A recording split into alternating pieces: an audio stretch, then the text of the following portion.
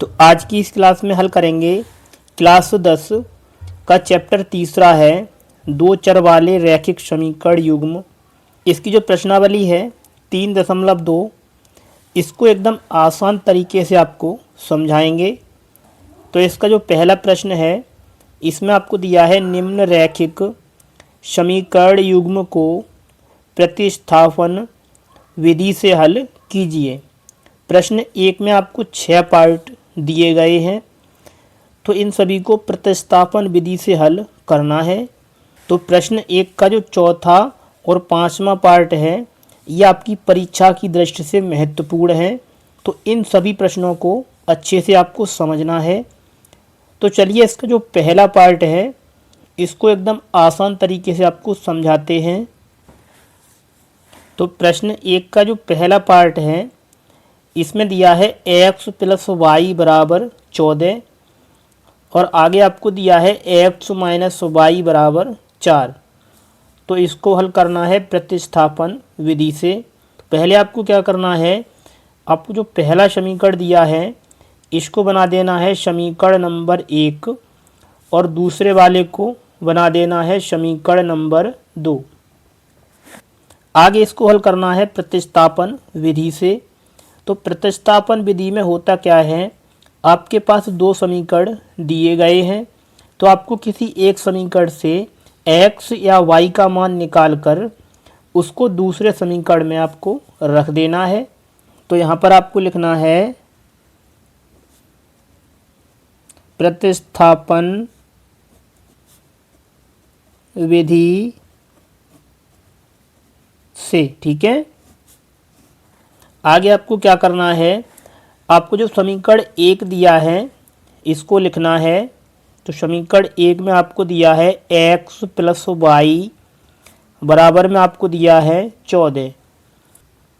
तो यहाँ से आपको किसी एक का मान निकालना है। तो आइए निकालते हैं x का मान। तो आपको लिखना है x = 14, ये प्लस का y इधर आकर माइनस में हो जाएगा। अब इसको बना देना है समीकरण नंबर 3। आगे आपको क्या करना है, आपने जो x का मान निकाला है ये निकाला है समीकरण 1 से, तो आपको x का मान समीकरण 2 में रखना है। तो आपको लिखना है x का मान समीकरण 2 में रखने पर आपको जो समीकरण 2 दिया है इसको लिखना है। तो आपको दिया है x - y = 4। इसमें आपको x के स्थान पर 14 - y को लिखना है। तो यहाँ से हो जाएगा 14 - y, आगे इसमें लिखा है -y = 4।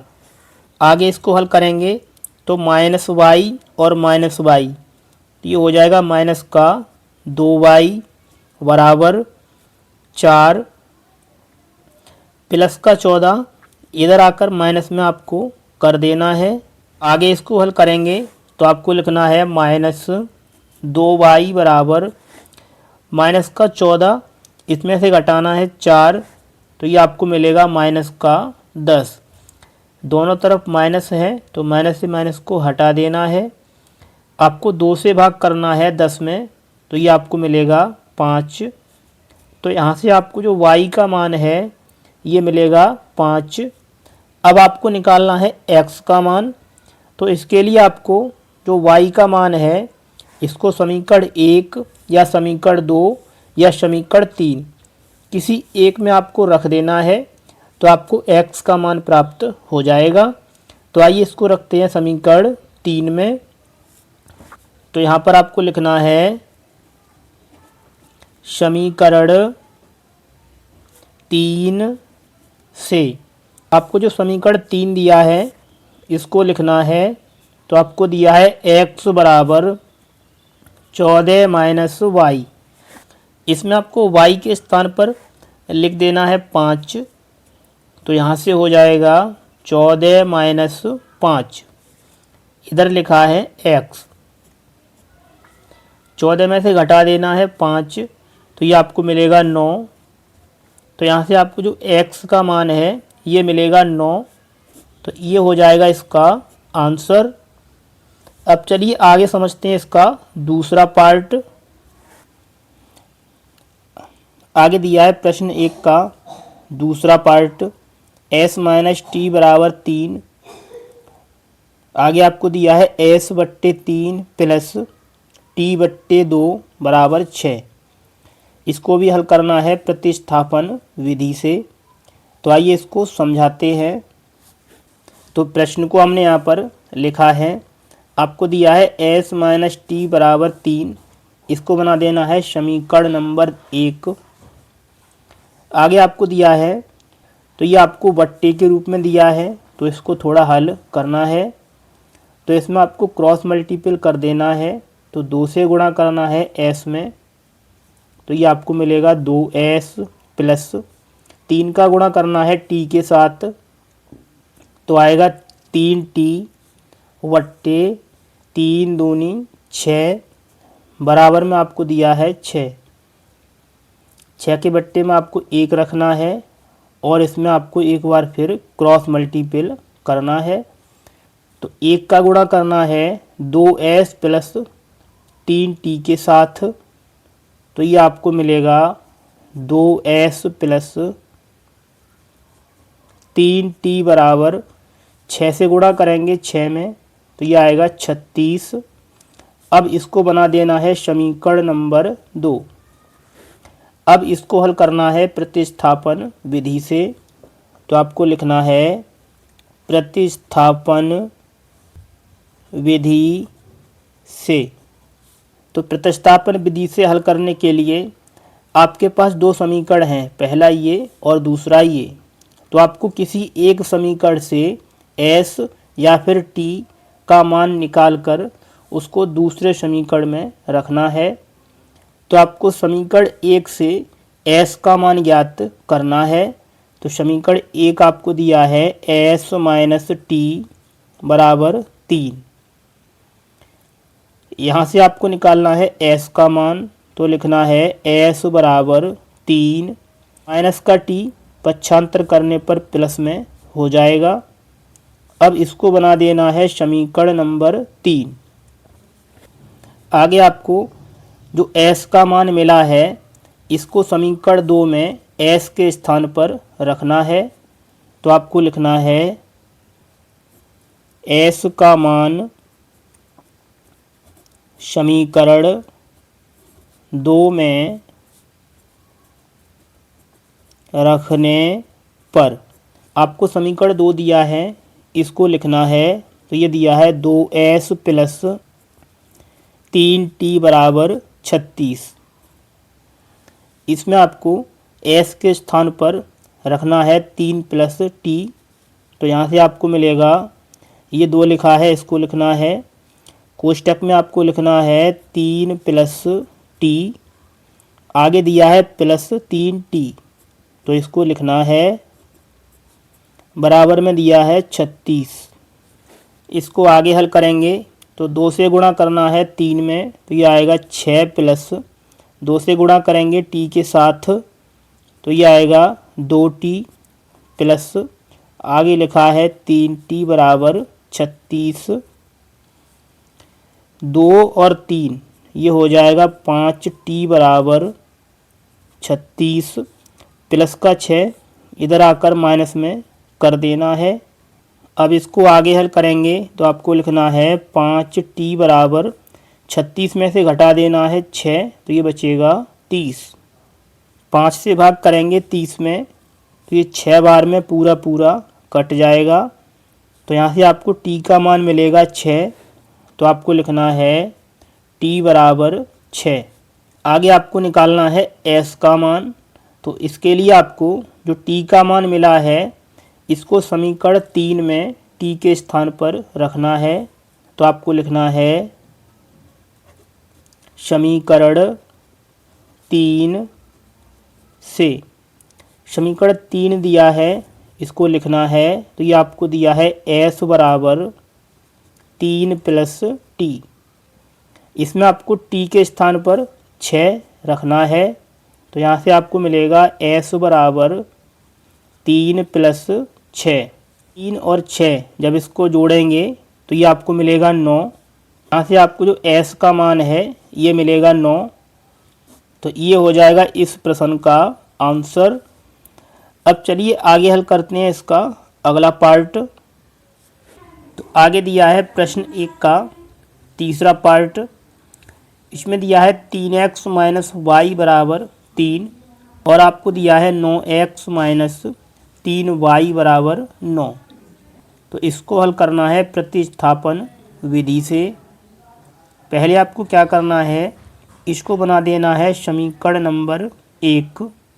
आगे आपको दिया है 9x माइनस 3y बराबर 9। तो इसको थोड़ा हल करना है।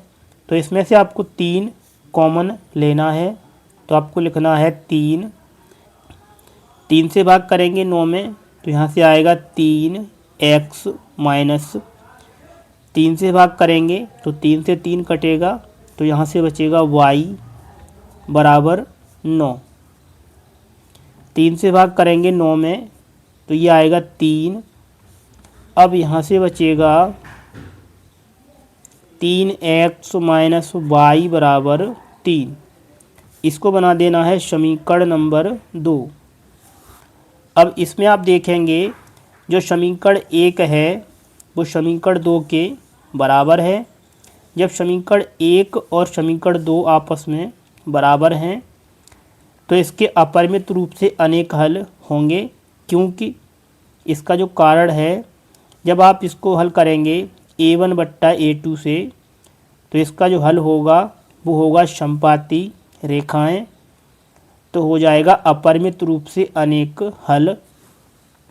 तो आपको लिखना है यहाँ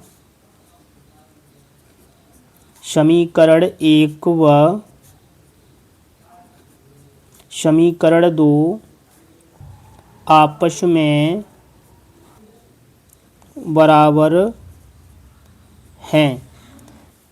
जब दोनों समीकरण आपस में बराबर हैं तो आपको लिखना है इसलिए अपरिमित रूप से अनेक हल होंगे। तो इस प्रकार आपको लिखना है। तो ये हो जाएगा इसका आंसर। चलिए आगे हल करते हैं इसका अगला पार्ट। आगे दिया है प्रश्न 1 का चौथा पार्ट। इसमें आपको दिया है 0.2x प्लस 0.3y बराबर 1.3। आगे आपको दिया है 0.4x प्लस 0.5y बराबर 2.3। जो इसका चौथा पार्ट है ये आपके लिए काफ़ी ज़्यादा महत्वपूर्ण है। तो आइए इसको आसान तरीके से आपको समझाते हैं। तो प्रश्न को हमने यहाँ पर लिखा है। अब इसको हल करने का जो सबसे आसान तरीका है तो इसमें लगा है दशमलव, ठीक है। तो दशमलव हटाने का जो सबसे आसान तरीका है, इसमें लिखा है 0.2x, तो आपको दशमलव के नीचे लिखना है 1, ठीक है। और इसमें दशमलव के बाद एक अंक है तो आपको बढ़ाना है 1 0 और इसका दशमलव हटा देना है। इसी प्रकार आगे इसमें लिखा है 0.3y, तो आपको दशमलव के नीचे लिखना है 1 और इसमें भी एक अंक है तो आपको बढ़ाना है 1 0 और इसका दशमलव आपको हटा देना है। इसी प्रकार इसमें लिखा है 1.3, तो आपको लिखना है 1 और इस पे बढ़ाना है 1 0 और इसका दशमलव आपको हटा देना है। इसी प्रकार से इस समीकरण का भी दशमलव हटाना है, तो आपको लिखना है 1 और इसमें एक अंक है तो बढ़ाना है 1 0 और इसका दशमलव हटाना है। इसी प्रकार इसमें भी आपको 1 लिखना है और लगाना है 1 0 और इसका दशमलव हटा देना है। आगे आपको दिया है बराबर 2.3। तो इसमें भी आपको दशमलव हटाना है, तो आपको लिखना है 1 और इसमें 1 अंक है तो लगाना है 1 0 और इसका भी दशमलव हटा देना है। अब इसमें आप देखेंगे बट्टे में समान संख्या है तो ये सब संख्याओं को हटा देना है। तो अब यहाँ से बचेगा 2x प्लस यहाँ से बचेगा 3y बराबर यहाँ से बचेगा 13। अब इसको बनाना है समीकरण नंबर 1। इसी प्रकार से इसके बट्टे में भी एक समान संख्या है तो आपको इन सभी संख्याओं को हटाना है। अब यहाँ से बचेगा 4x प्लस 5y बराबर 23। इसको बना देना है समीकरण नंबर 2। अब इसको हल करना है प्रतिस्थापन विधि से, तो आपको लिखना है प्रतिस्थापन विधि से। तो इसमें आपको जो समीकरण 1 दिया है यहाँ से आपको x का मान ज्ञात करना है, तो आपको लिखना है 2x प्लस 3y बराबर 13। यहाँ से आपको निकालना है x का मान, तो लिखना है 2x बराबर 13। ये प्लस का 3y इधर आकर माइनस में कर देना है। अब निकालेंगे x बराबर, तो आपको लिखना है 13 माइनस 3y वट्टे गुणा वाली संख्या आपको भाग में लिखनी है। अब इसको बना देना है समीकरण नंबर 3। आगे आपको जो x का मान मिला है इसको समीकरण 2 में x के स्थान पर रखना है, तो आपको लिखना है x का मान समीकरण 2 में रखने पर जो समीकरण 2 दिया है इसको लिखना है, तो आपको दिया है 4x प्लस 5y बराबर 23। इसमें x के स्थान पर जो x का मान है इसको रखना है, तो यहाँ से हो जाएगा 4 कोष्टक में आपको लिखना है 13 माइनस 3y बट्टे 2। आगे दिया है प्लस 5y बराबर 23। 2 से भाग करना है 4 में, तो 2 बार में ये कट जाएगा। आगे आपको 2 का गुणा करना है कोष्टक के अंदर, तो 2 से गुणा करेंगे 13 में तो ये आएगा 26 माइनस 2 से गुणा करेंगे 3 में तो आएगा 6y प्लस में दिया है 5y बराबर 23। ये लिखा है माइनस का 6y और ये प्लस का 5y। जब इसको घटाएंगे तो यहाँ से बचेगा माइनस y बराबर 23 प्लस का 26 इधर आकर माइनस में कर देना है। यहाँ से आपको निकालना है y का मान, तो 26 में से आपको घटाना है 23, तो यहाँ से हो जाएगा माइनस y बराबर ये बचेगा -3। इसमें दोनों तरफ माइनस चिन्ह है तो इसको हटाना है, तो यहाँ से आपको मिलेगा y बराबर 3। अब निकालना है x का मान, तो इसके लिए आपको जो y का मान है इसको समीकरण 3 में y के स्थान पर रखना है, तो आपको लिखना है समीकरण 3 से। समीकरण 3 दिया है इसको लिखना है 13 माइनस 3। इसमें दिया है y, तो y के स्थान पर आपको रखना है 3, तो लिखना है गुणा 3 बट्टे में आपको दिया है 2। इसको हल करेंगे तो यहाँ से आपको मिलेगा 13 माइनस 3 से गुणा करेंगे 3 में तो आएगा 9 बट्टे में दिया है 2। ये लिखा है x। 13 में से घटाना है 9 तो ये बचेगा 4 बट्टे 2। 2 से भाग कर देना है 4 में तो ये मिलेगा 2। तो यहाँ से आपको जो x का मान है ये मिलेगा 2। तो ये हो जाएगा इस प्रश्न का आंसर। यदि आपको हमारी ये वीडियो अच्छी लगी है तो वीडियो को एक लाइक अवश्य करें, और आपने हमारे चैनल को सब्सक्राइब नहीं किया है तो प्यारे बच्चों हमारे इस चैनल को भी सब्सक्राइब अवश्य कर लें। तो चलिए मिलते हैं आपसे अगली क्लास में इस प्रश्नावली के बचे हुए प्रश्नों के साथ।